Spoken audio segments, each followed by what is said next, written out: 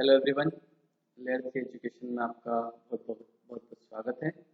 और आज के इस वीडियो में हम डिस्कस करेंगे एमपीएसआई और व्यापम से रिलेटेड कुछ और क्वेश्चन। Set number 4। इसके पहले मैंने 3 सेट में ऑलरेडी अपलोड कर चुका हूं, जिसमें मैंने 10-10 क्वेश्चन को लिया है जो प्रीवियस एग्ज़ाम एमपीएसआई के एग्ज़ाम में पूछे हुए थे। तो मैंने वहीं से कॉपी पेस्ट करके उन क्वेश्चन को विद सॉल्यूशन आपको बताया। तो यहाँ पे सेट 4 में हम 10 और क्वेश्चन क्लियर कर रहे हैं जो मैंने एमपीएसआई के पेपर से कॉपी पेस्ट किए हैं।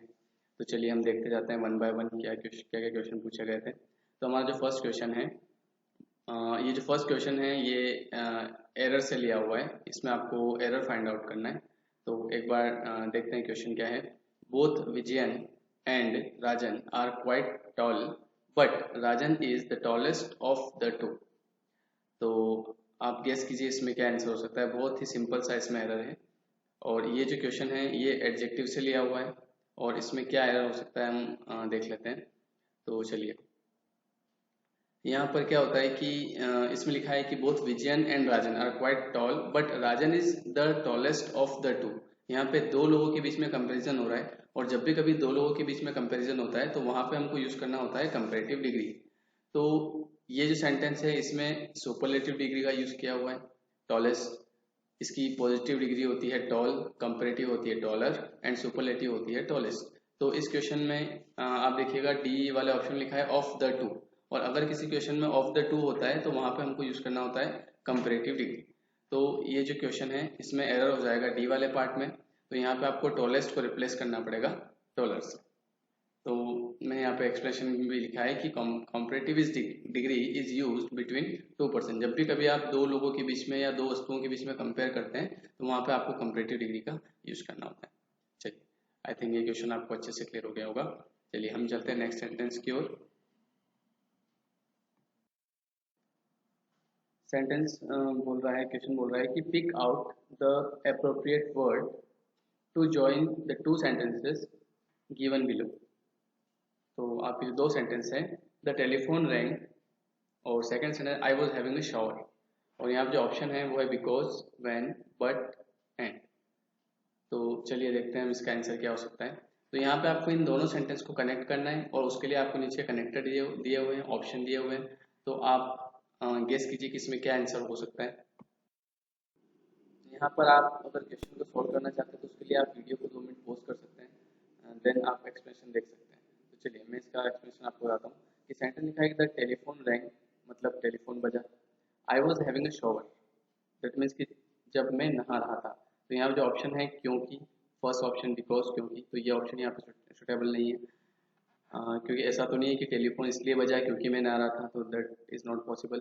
सेकेंड सेंटेंस है व्हेन, व्हेन मतलब होता है जब। तो द टेलीफोन रैंग, फोन बजा, तो फोन कब बजा, when I was having a shower. तो यहाँ पर आपका जो ऑप्शन हो जाएगा वो हो जाएगा व्हेन। और अगला ऑप्शन बट है जो यहाँ पे पॉसिबल नहीं है।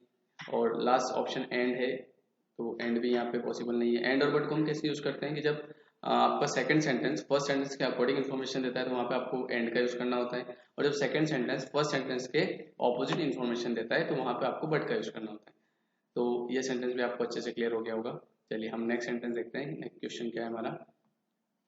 हमारा जो अगला क्वेश्चन है, blank Rajiv blank I went to the party. तो अब आप यहाँ पे देखिए जो ऑप्शन आपको दिए हैं, फर्स्ट ऑप्शन दिया है, यहाँ पे आपको दोनों ऑप्शन पुट करने हैं। तो जो फर्स्ट ऑप्शन दिया है वो दिया है बोथ एज वेल एज। तो अब यहाँ से आप ऑप्शन को काट भी सकते हैं कि ये जो फर्स्ट ऑप्शन है ये वैसे भी गलत है क्योंकि बोथ के साथ कभी भी एज वेल एज का यूज नहीं होता है। तो यहाँ पे आप फर्स्ट ऑप्शन काट सकते हैं।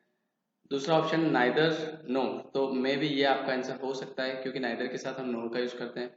अगला है नॉट इवन बट ऑल्सो, तो थर्ड ऑप्शन भी आप काट सकते हैं क्योंकि नॉट इवन के साथ बट ऑल्सो नहीं आता है। बट ऑल्सो के लिए हमको यूज करना होता है नॉट ओनली। और लास्ट क्वेश्चन में इसने लास्ट जो ऑप्शन है इसमें नॉट ओनली बट इवन दिया है, तो ये भी ऑप्शन सही नहीं हो सकता है। तो फाइनली आप यहाँ पे ऑप्शन को काट के भी आंसर को लगा सकते हैं कि बोथ के साथ एंड आता है तो ए ऑप्शन नहीं आएगा। नॉट बट ऑल्सो के साथ नॉट ओनली आता है तो सी वाला ऑप्शन भी नहीं आएगा, और नॉट ओनली के साथ बट ऑल्सो आता है तो डी वाला ऑप्शन भी नहीं आएगा। तो फाइनली यहाँ पे जो ऑप्शन हो जाएगा वो हो जाएगा B, neither Rajiv nor I went to the party. चलिए नेक्स्ट क्वेश्चन पे चलते हैं। हमारा अगला क्वेश्चन है find the word which is opposite to the word from the given option. तो यहाँ पे आपको जो वर्ड दिया है ब्लेसिंग, उसका ऑपोजिट बताना है। तो चलिए चेक करते हैं। फर्स्ट वर्ड है बेनेडिक्शन। तो बेनेडिक्शन से मीनिंग तो ब्लेसिंग ही होता है, बेनेडिक्शन का मीनिंग होता है आशीर्वाद, तो ये इसका ऑपोजिट नहीं हो सकता। दूसरा ऑप्शन पे चलते हैं प्रेज। प्रेज का मीनिंग होता है किसी की प्रशंसा करना, इसके बहुत सारे सिनोनिम्स हैं जैसे कि एक्सटोल, एप्लोड। तो प्रेज का मीनिंग यहाँ पे प्रशंसा करना होता है, तो ये भी इसका एक तरह से सिनोनिम्स हुआ। अगला वर्ड है बून। तो ये वर्ड आई थिंक आपने पढ़ा होगा, ऐसे आपने पढ़ा होगा वंडर ऑफ साइंस का, तो उसमें एक पॉइंट रहता है साइंस इज अ बैन और अ बून। तो बून से मीनिंग होता है वरदान और बैन का मीनिंग होता है अभिशाप। तो यहाँ पे बून तो इसका सिनोनिम बन रहा है, तो इसका जो ऑप्शन हो जाएगा वो हो जाएगा कर्स, क्योंकि कर्स से मीनिंग होता है श्राप। तो इसका ऑपोजिट पूछा है ब्लेजिंग का उल्टा, तो ये हो जाएगा कर्स। ब्लेजिंग का मतलब होता है कोई जब आपको आशीर्वाद देता है तो ब्लेजिंग, और जब आप कोई आपको श्राप देता है, जैसे कि जब आप किसी का कुछ गलत करते हो, कुछ बुरा करते हो, तो दैट इज कॉल्ड कर्स। तो इसका जो ऑपोजिट हो जाएगा वो हो जाएगा कर्स।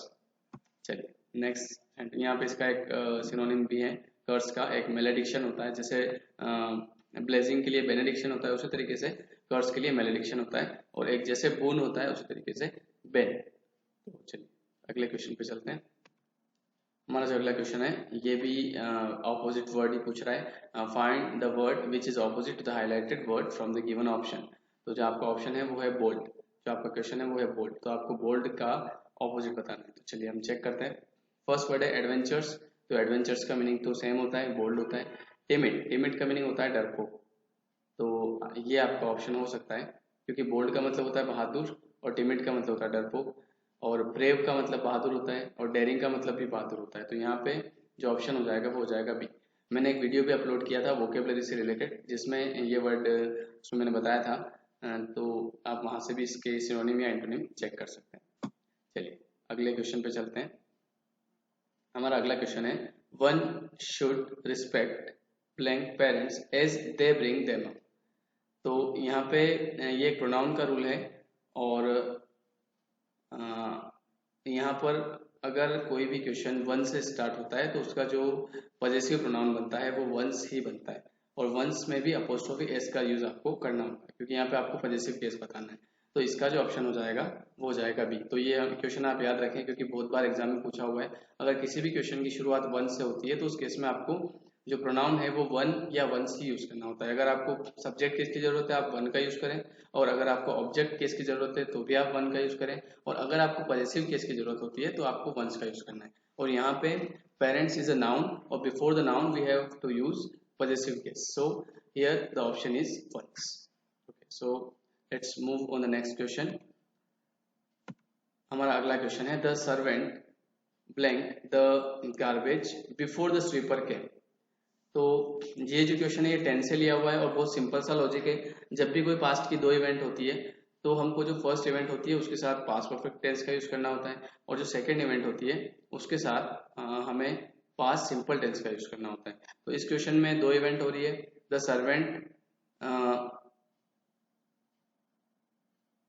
Head thrown the garbage. तो यहाँ पे जो आपका ऑप्शन होगा वो हेड थ्रोन होगा, वो मैं आपको बताता हूँ क्यों होगा अभी।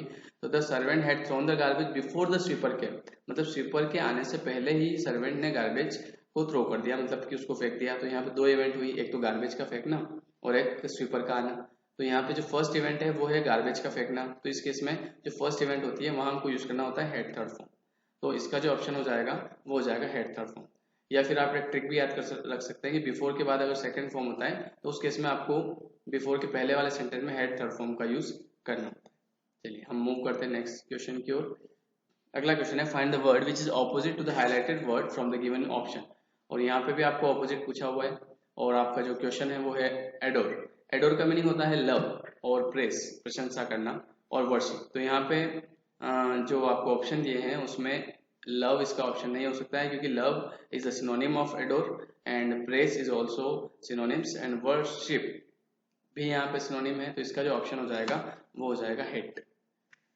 चलिए आई थिंक ये क्वेश्चन आपको अच्छे से क्लियर हो गया होगा। अगले क्वेश्चन पे चलते हैं। वैसे कुछ पेपर में मैंने देखा है कि ज़्यादातर सिनोनिम और एंटोनिम पूछे हुए हैं, मतलब मिनिमम 7 और 8। तो आई थिंक आपको सिनोनिम के ऊपर भी कमांड करनी चाहिए, क्योंकि जो जितने भी अभी ऑनलाइन पेपर हुए हैं उन सभी में सिनोनिम सबसे ज़्यादा पूछे हुए हैं।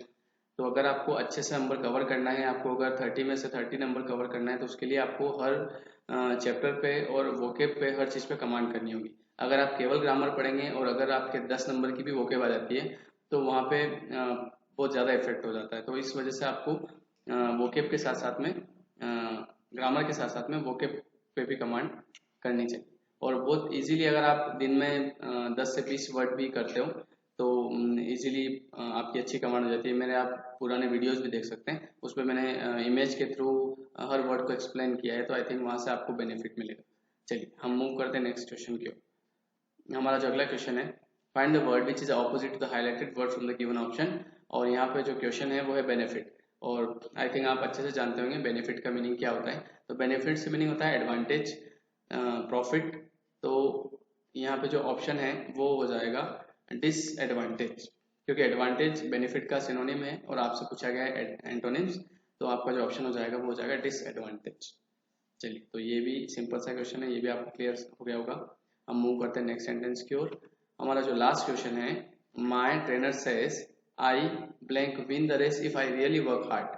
दैट मीन्स कि अगर मैं वर्क हार्ड करता तो रियली में रेस को जीत जाता। और रेस जीतना यहाँ पे एक एबिलिटी को शो करता है। So with the ability we have to use modal verb can. So the option is B, can. I think ये सारे क्वेश्चन आपको अच्छे से क्लियर हो गए होंगे। और इसका जो फिफ्थ सेट है वो मैं बहुत जल्द अपलोड करने वाला हूँ। उसके लिए बस आपको कमेंट बॉक्स में जाके कमेंट करना होगा। और अगर आपने अभी तक हमारा चैनल सब्सक्राइब नहीं किया है तो प्लीज़ सब्सक्राइब इट, ताकि आपको ज़्यादा से ज़्यादा information regarded to competitive exams मिलती रहे। चलिए, मिलते हैं नेक्स्ट टाइम।